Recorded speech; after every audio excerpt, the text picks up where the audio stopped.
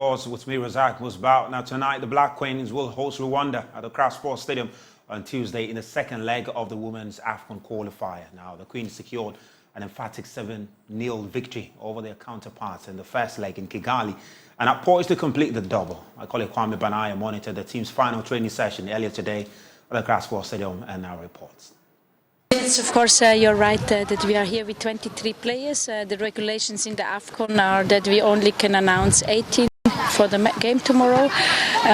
So we always look a bit for the rotation. In the end, it's always the next game which counts, so we take it very serious tomorrow. And it's all the time a bit the question which players are in competition shape, which are in fatigue, maybe there are little injuries, so this is a bit the question from the load side, and then on the other hand we have a game plan which we slightly adapt, and of course also there we look then for players and position which work in function to our game plan. So probably there will be a little surprise tomorrow. Until today all the 23 players are fit and ready to go. We need to hold with their horses, so they are really waiting to perform tomorrow. Normally they also get in the final decision tomorrow in the pre-match meeting who is announced to be in the 18 squad.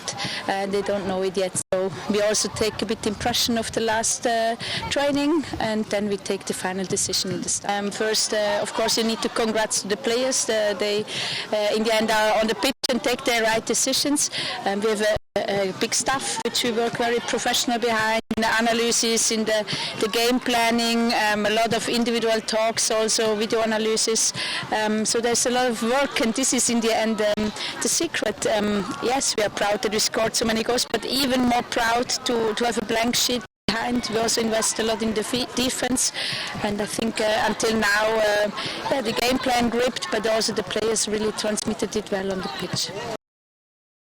Premier League now, our head coach of Hartlepool, Martinus Koopman, says he wants his side to play like the Netherlands, a free-flowing attack in football, which he believes could get the best out of the players and produce the much-needed result for the team. Hartlepool bounced back from the opening match disappointment with a 1-0 win against Saint-Germain at the Craft Sports Stadium.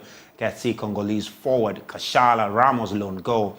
Now, in his post-game address, Koopman, who attributed the win to his side's resilience, also said his plan is to get the team to play an attacking football like the Holland. Our poor preparation was exposed in Senegal. That's according to coach of the Black Bombers, Ofori Asare, after the team failed to qualify for the Olympic Games at the just-ended African qualifiers, which was staged in Dakar, Senegal.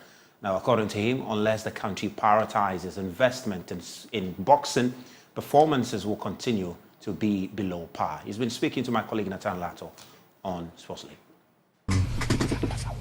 Like he said, we have the talent, we have the level, but there are other things that support, like what Jojo talked about, the officiating,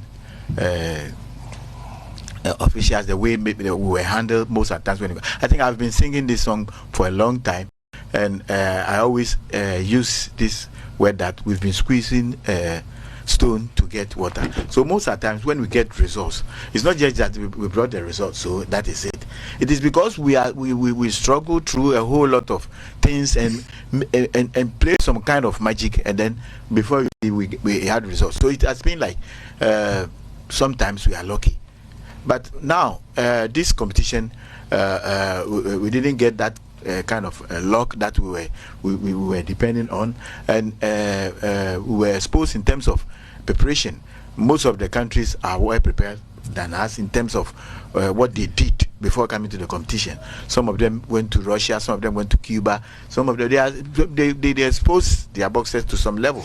Well, that's what we have for you on Prime Sports. Max Verstappen won the Japanese Grand Prix, and of course, he had some very glowing tribute for his team, who also won the construction title. We'll be back at 8:30 tomorrow. Have a lovely evening.